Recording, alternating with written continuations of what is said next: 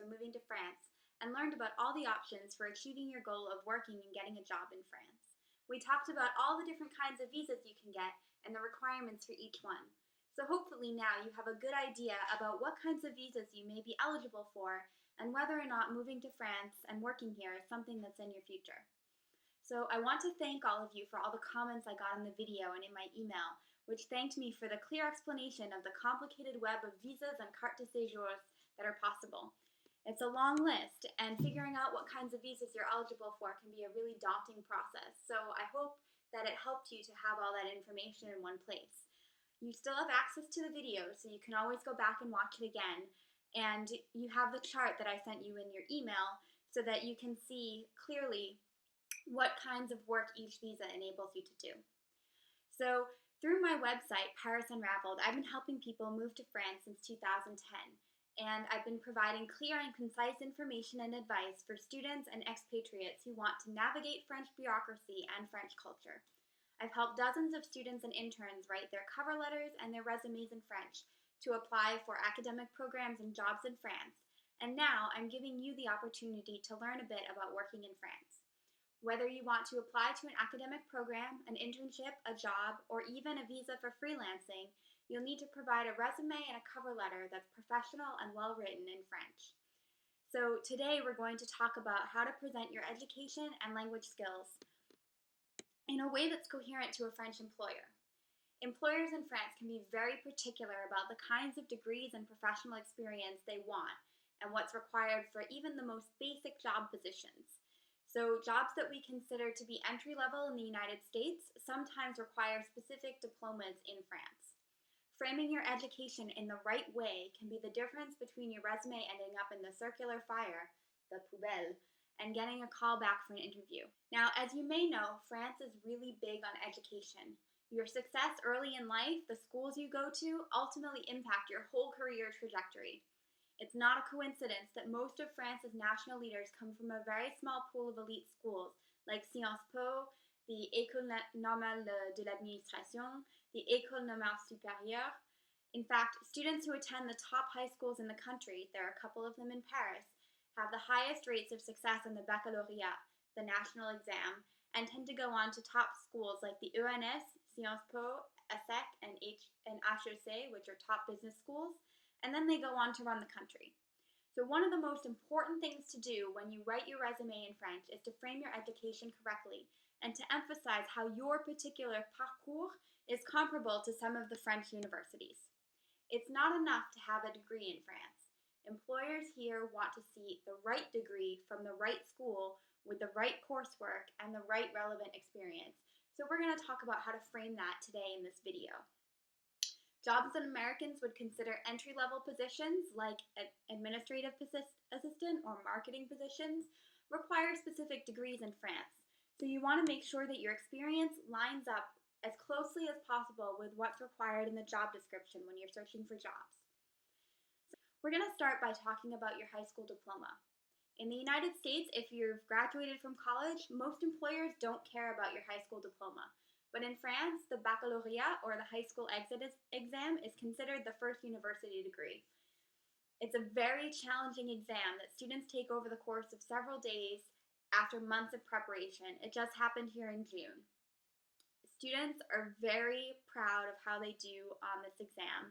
If you talk to any French person of any age, they'll be able to tell you how they did, even 40 years later, especially if they can brag that they got a mention très bien.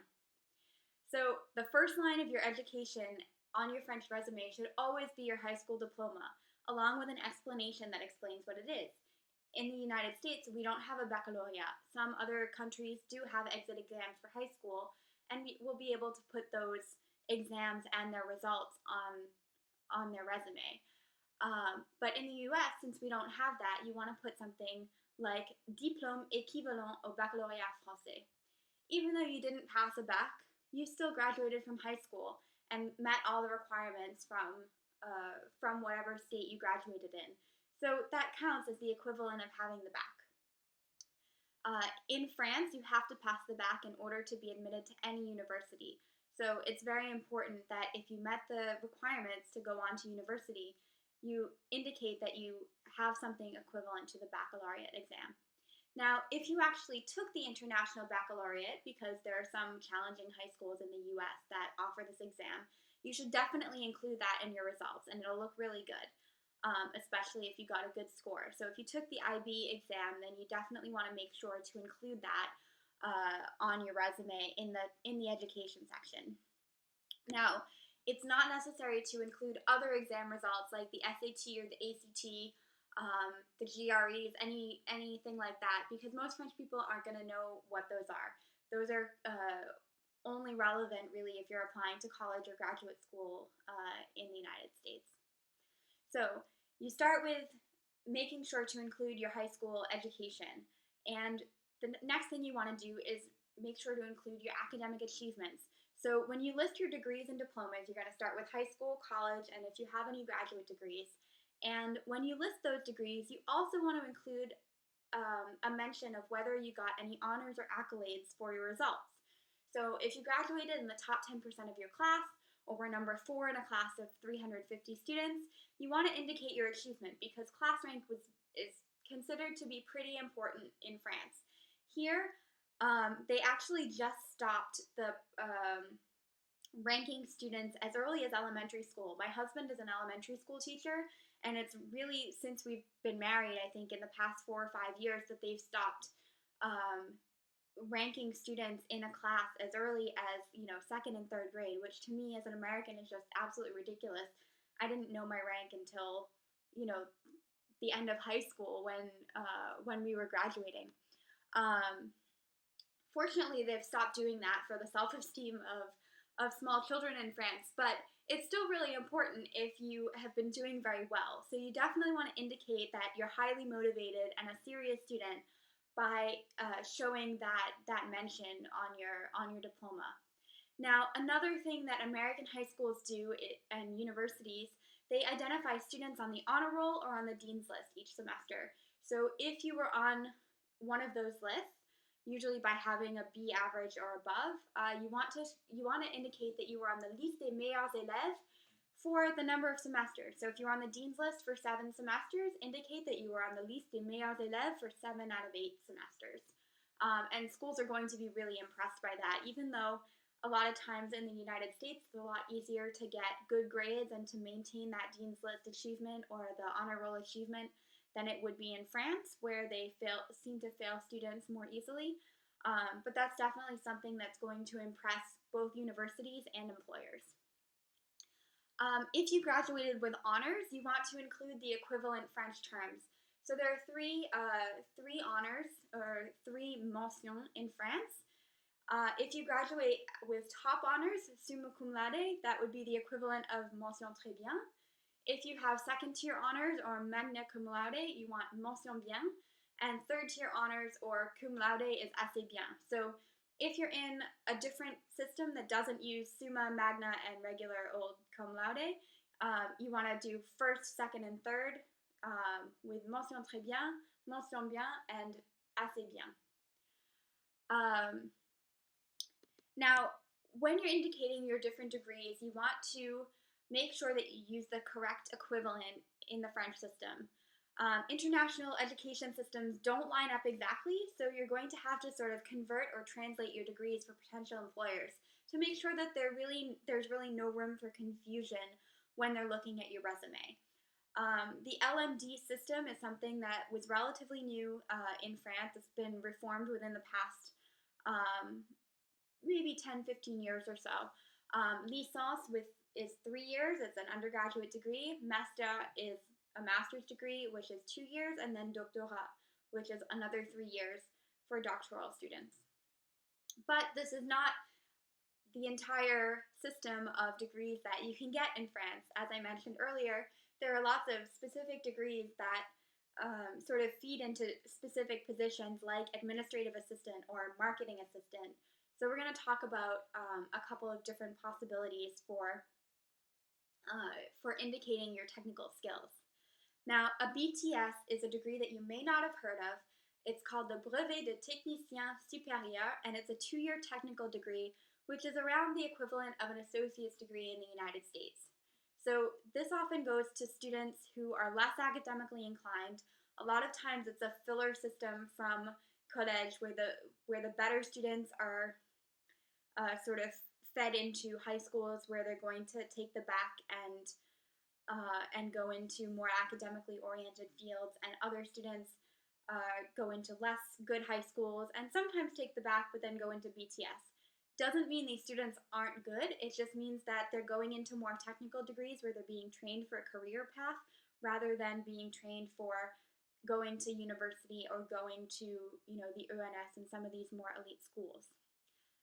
However, it doesn't mean that French employers don't look kindly on the BTS degree, especially if they're looking for a very specific set of technical skills for a position. So,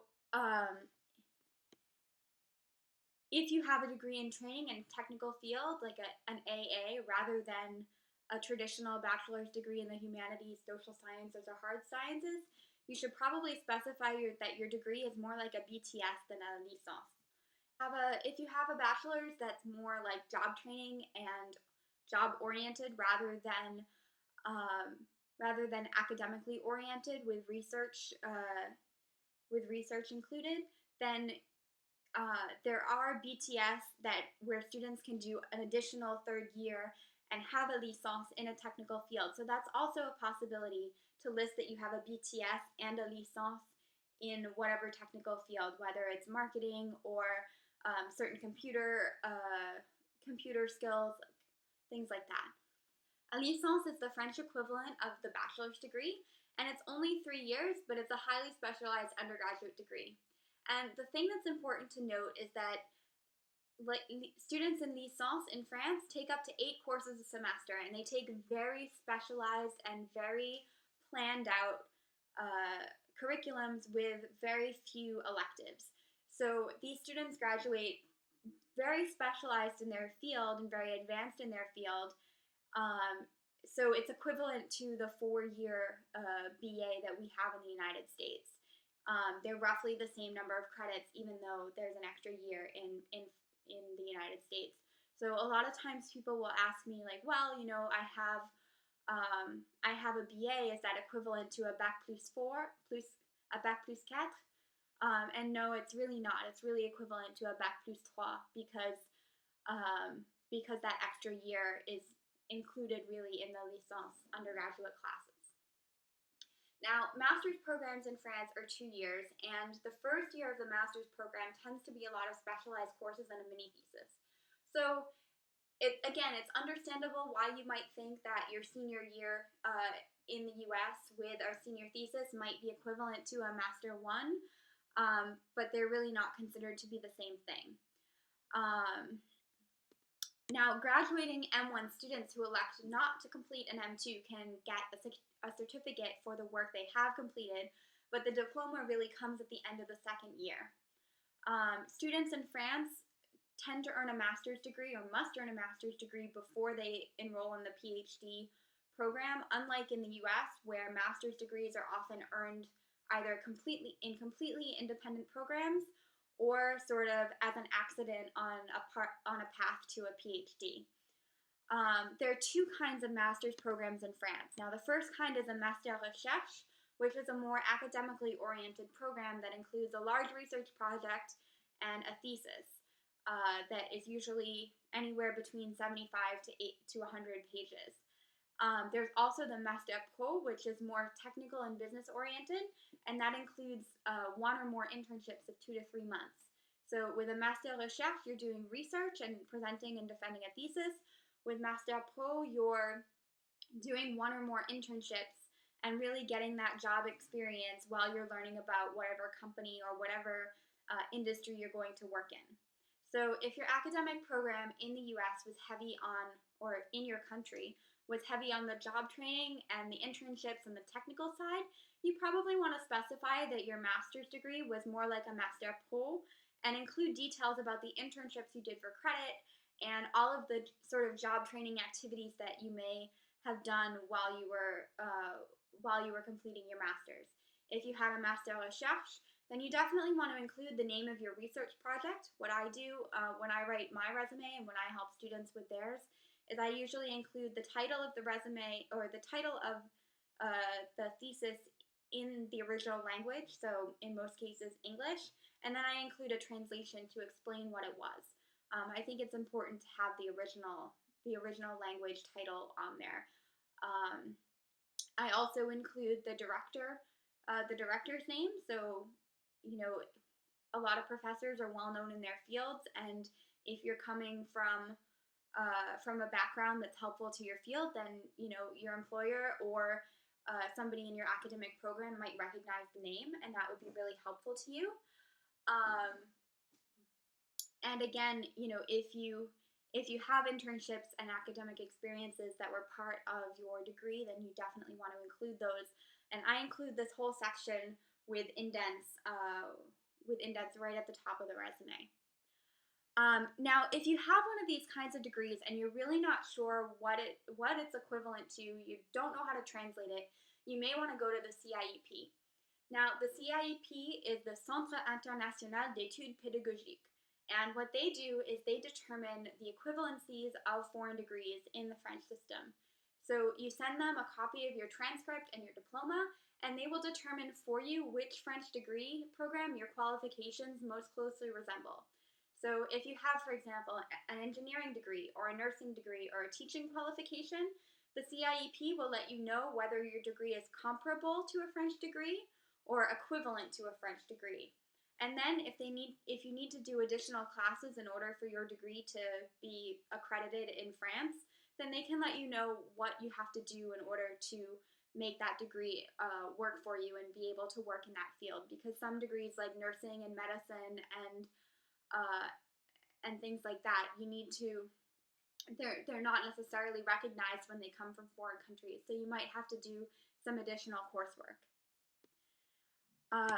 Another thing that's really important to identify on your resume is your language skills.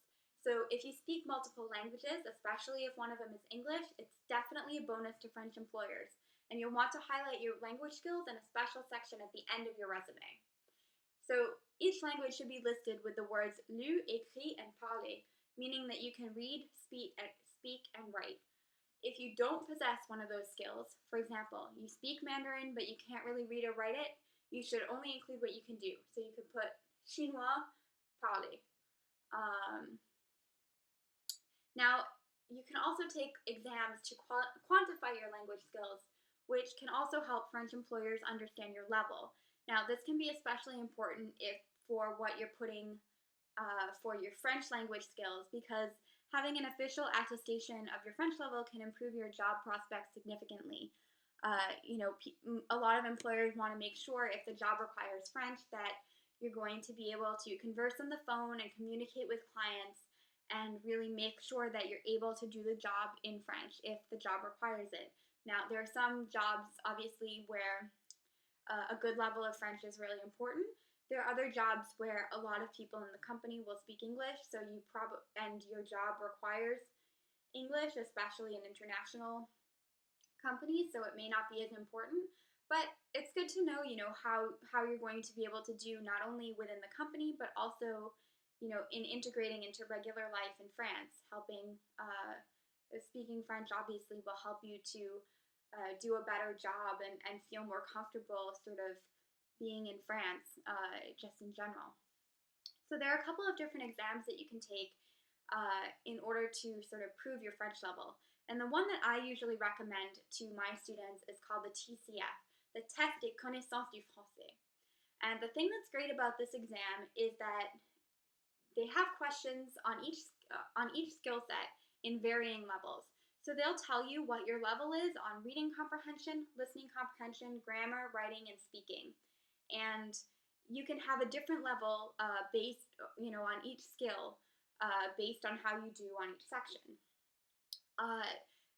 The exam gives you your results in the standardized European scale. So A1, A2 is beginner, B1, B2 is intermediate, and C1, C2 are advanced and fluent. So the results of the TCF are only valid for 2 years, although I have to say that it's rare that employers and schools would ask for more recent exams. So I took this exam in early 2009, I think.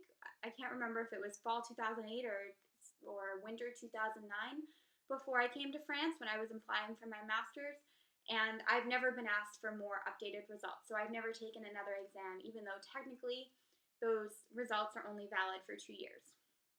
Now, the TCF, you cannot pass or fail. You take the test and it gives you your level. Now, there are also a set of pass-fail exams called the DELF, which is the Diplôme d'études en langue française for levels B1 and B2, or the DELF, Diplôme approfondi en langue française for levels C1 and C2. Now, these exams, they're more costly than the TCF, but the results don't expire. So the only thing that you have to be careful of is that they're definitely set for each level and they're pass-fail. So you have to get a certain number of points in each category in order to pass the exam. And if you don't pass the exam, then you have no validation of your level of French.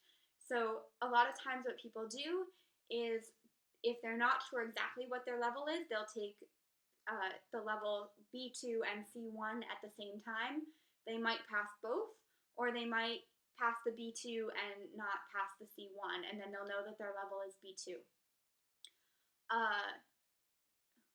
Again, if you have the TCF, you'll obviously know what your level is in each section, and you can have, level B1 in listening comprehension, level B2 in grammar, level B2 in writing. When you're writing your resume, you also may want to quantify your other skills with an exam or certificate. So now we're not talking about, your French level or your language skills. We're talking about, your computer skills, the different programs that you put that you know, Microsoft Word, Photoshop, things like that. So I want to tell you a quick story about a friend of mine who writes a blog and she lives in France. Now, we met working about 4 years ago, and she started the blog at that time. She's been doing it for several years. Now, she applied for a job at an international company in Paris. Her French is pretty good. She had worked for companies in this industry before she moved to France. And this job consisted basically of uploading images and media to blog posts and resizing them. So these are things that she does every day for her own website that I do every day for my website. But because she didn't have a graphic design or a web design degree and couldn't prove she had the skill, she didn't get the job, even though she's had tons of experience doing exactly what that job required and lots of professional experience in the same field. So, moral of the story, French employers love to see specific skills on your resume, but they're reluctant to take you at your word of your mastery of a certain tool or subject. So, if you know how to use WordPress or the Adobe Creative Suite, it may be worth it to sort of prove your competency by getting a certificate through a site like lynda.com or another online school. If you've used certain software for your previous jobs, there's an architecture software, for example, or QuickBooks for accountants, any software like that that's really specialized. If you want to sort of prove that you know how to do it and you learned it at a previous job, include it in the job descriptions and identify any specific training that you've done. So it's really important when you're going through your resume to sort of back up the skills that you know. Having outside verification of your skills can go a really long way towards proving your competency and any technical skills that you may have. And French employers are going to really like that. They're not sort of just taking you at your word. Now, the reason for this is that it's really hard to fire people in France, even if they're not so competent, which sort of explains, when you get a bad customer service experience in France, that's kind of why, is because employers really can't do anything about it. So they're reluctant to sort of hire people when they're really not sure what your skills are and they're not sure if you can actually do the job. So anything you can back up through experience, through a certificate. They're really big on certificates and degrees here, like we've mentioned before. So anything you can back up, with outside verification will be a good thing. So French companies recruiting candidates internationally are already taking big risks. So the main thing you want to do in your resume is effectively highlight your skills, your language skills, and your education in a way they'll understand so that you can maximize your chance of being hired. Now, what if you haven't gone to school? What if you haven't gone to a top school in your country? That's a question that people ask me a lot. And if you haven't gone to a top school, it doesn't mean that your job search will be useless. It means that you have to frame your education and your previous work experience in a unique way so that you can capture the skills that you have as a multilingual international expatriate employee. So, not going to a top school in your home country isn't a big deal. It's not necessarily a deal breaker because aside from a few names that are recognized internationally, like Oxford and Harvard, most French employers aren't going to know how your school stacks up against other universities. They don't know the University of Kentucky and whether or not it's better than the University of Kansas or Columbia College in Ohio or no, Columbia College in St. Louis or Williams College in Massachusetts. They're not necessarily going to know those names. So it's sort of up to you to frame that and, use your knowledge of your school in order to make connections in your cover letter, in your resume, and ultimately in your job interview. Know a few interesting facts about your school. Have an anecdote about made your education memorable. And all of these things will help your French employer understand the significance of your school. So if your school is notable for anything, make sure that you know that and you mention it.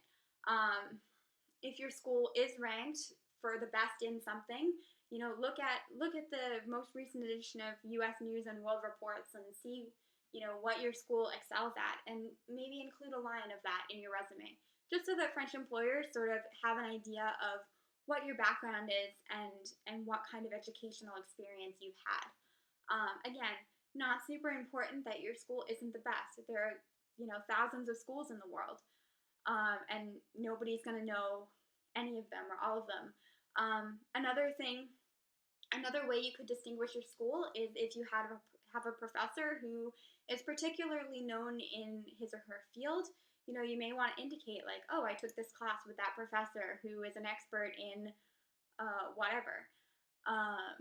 Things like that will sort of personalize your experience for your employer, and allow them to appreciate a school they don't recognize. Now, what if your degrees and experience aren't recognized in France? I talked a little bit about this when I talked about the CiEP. And I know a woman from South Africa who was trained as a midwife there. And now she lives in France. And if she wanted to work as a midwife, she'd have to start a 5-year program from scratch.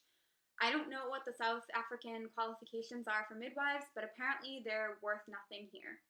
So what is she doing? She's working as a doula and starting prenatal and postpartum classes for new moms. So she's not allowed to do the birth experience. She's not allowed to work as a midwife, but she knows enough about birth that she's able to sort of create her own business around what she knows and still insert herself in that field despite her qualifications not being valid. So as I mentioned when we talked about CiEP, you can find out whether your qualifications are comparable or equivalent to French degrees and what you would have to do in order to make up the difference between your degree and what's recognized in France. Now, if you find out that your qualifications are not going to enable you to work in your field in French, then, I understand that's a bummer. But it doesn't mean that you can't come to France. It doesn't mean that you can't work in a somewhat related field. Having a non-equivalent degree is not the end of the world. In a lot of cases, it might just be the difference of a few classes.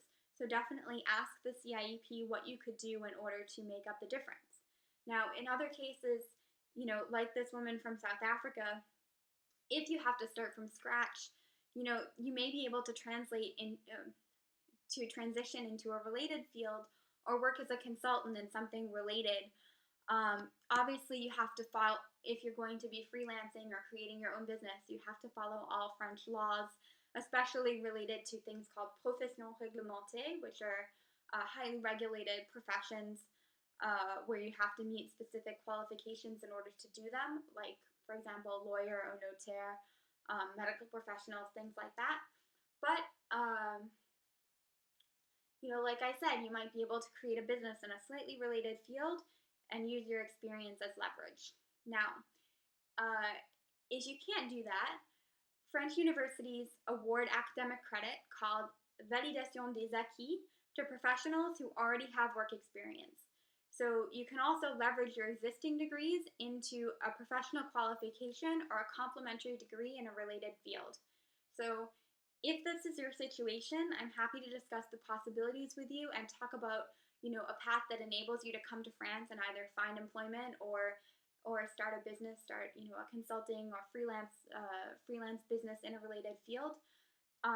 It's definitely not the end of the world. So don't despair if you're not entirely sure how your qualifications are going to play out in the French system.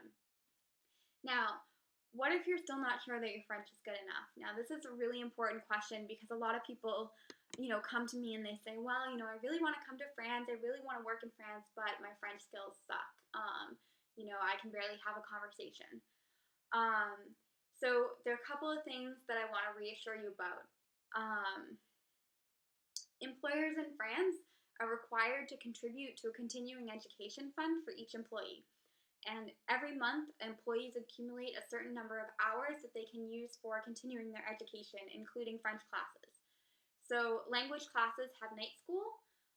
The mairie, or the town hall, in most communities offers free or reduced classes to improve your French while you're working.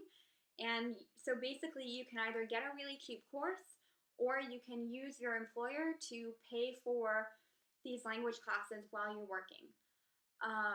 And that's one way to really improve your French, aside from living in France, which is also a really great way to improve your French. Now, at the same time, you probably want to start improving your language skills before you leave. So you can use one of the many, many, many free and cheap language programs for learning French online. So there are a couple of apps that I can recommend. Duolingo and Busuu both have apps on your phone and on the internet that can help you improve your French for free. There's the website Fantastique, which provides personalized language courses, and I offer a 1-month Fantastique trial. This is something new. I offer that to each of my clients. And in our next video, we're going to go over ways to make your French sound more French when you're writing professionally. So even if your French isn't super great, I'm going to provide tips of the most common mistakes people make when writing professional French, provide a few key phrases you should always use when writing to someone in a professional setting. So these tools will help you communicate effectively with potential employers and be more successful when submitting job applications to French companies, which value form and politeness. So what I want you to do now, thanks for watching this video. I'd like you to comment below with what field you want to work in when you come to France and what your plan is now for being able to get here. So let me know in the comments and stay.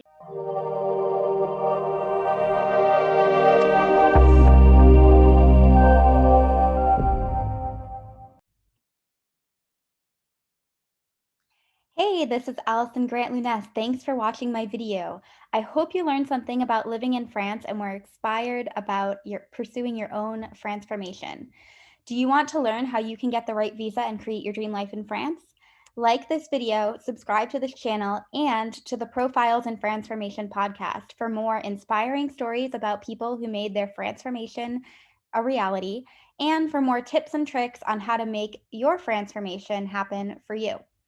If you want to learn more about what visa is right for you and how to pursue your transformation, you can check out my book, Foolproof French Visas, which goes over basically every single way that you can possibly move to France. It's available as an ebook or in paperback on Amazon, and it will help you identify the right visa for you and prepare a successful application.